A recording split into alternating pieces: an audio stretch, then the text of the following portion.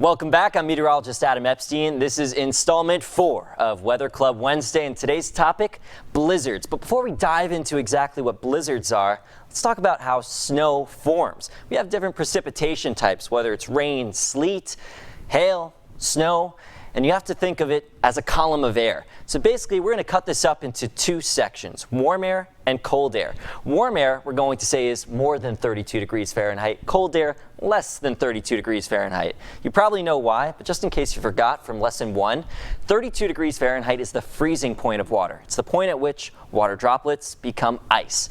So if the air is warm, above 32 degrees, all the way from the cloud down to the surface in that column of air, it's rain. It never freezes.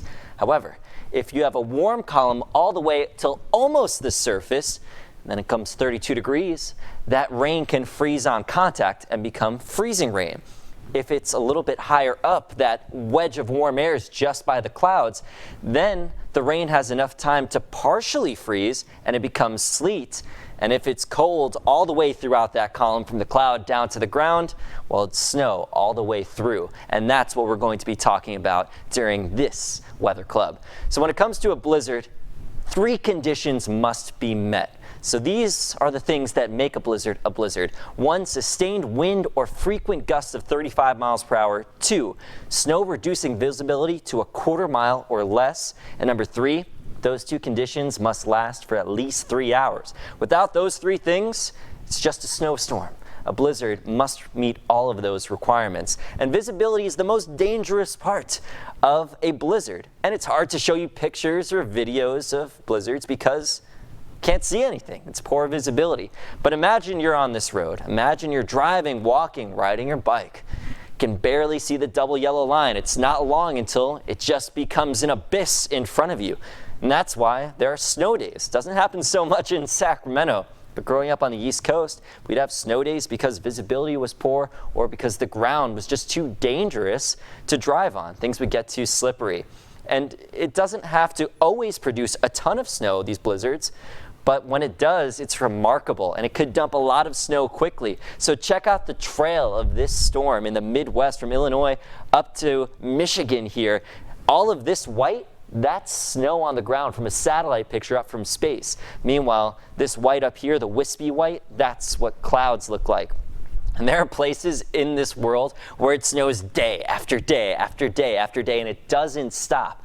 And people keep plowing that snow to the sides of the road, so it builds up, up, up, up, and up, and you have these massive snow walls. This is a real picture, and there are places where people travel from all over to get a glimpse of this in person.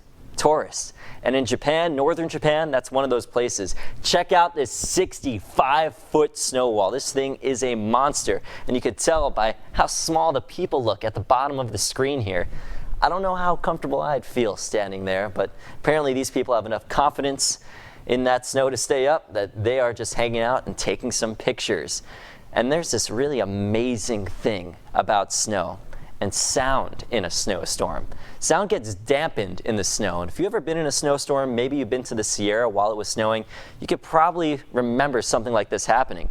There are a few processes that cause this. Number 1, snowflakes scatter high-frequency sound waves, things like hissing. If you're looking for low-frequency sound waves, that's something like a bass. Think of a low voice. The second thing, snowpack absorbs sound. And this has more of an impact than the snowflakes. This reduces volume and reverberation, kind of like if you were in a sound studio with styrofoam on the walls. So not styrofoam, but foam. And the third one is pretty interesting. This one's more of a physical process. Sound gets curved up and towards the sky while it's snowing because colder air is denser, and that slows down the speed of sound, and sound refracts, just like light can, to lower sound speeds. So it's attracted to where it can go slower, and that ends up being towards space. And if you're having a hard time visualizing this, well, try this out. Imagine you're right here, and you're screaming, you yell, sound comes out. 1, it gets dampened by the flakes. 2, it gets absorbed by the ground. And 3, it curves up towards space. So if your friend is standing over here, they hear kind of this muted sound, and you might have experienced it yourself. If you're ever in snow, you will feel and see, hear something like this happening. And this most amazing thing to me in meteorology is something called thunder snow. There are certain times when conditions are just right. It doesn't happen often that you can get a thunderstorm while it's snowing outside, and you see a flash of lightning and it lights up the whole sky. And the thunder doesn't sound like normal thunder. It's dampened, it's muted, it rumbles off in the distance. It's almost calming. And I remember this happening in New York when I was young. I was in my driveway in Long Island with my parents. We had just got home from somewhere, and I saw and heard thunder snow, and that is my first memory of loving weather. And keep in mind that snow can be slick, it can be slippery, and everyone is subject to this.